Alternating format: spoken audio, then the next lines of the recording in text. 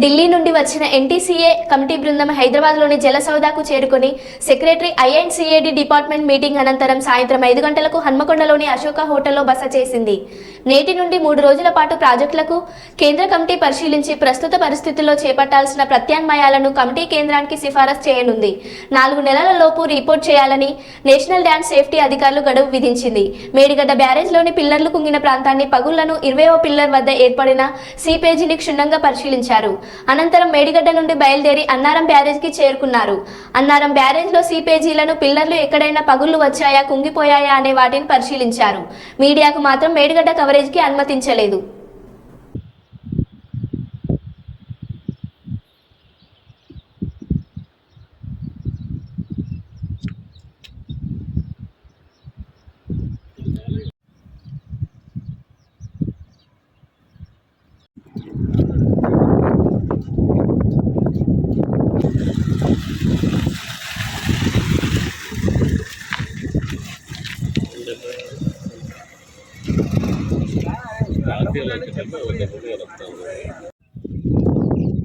purpose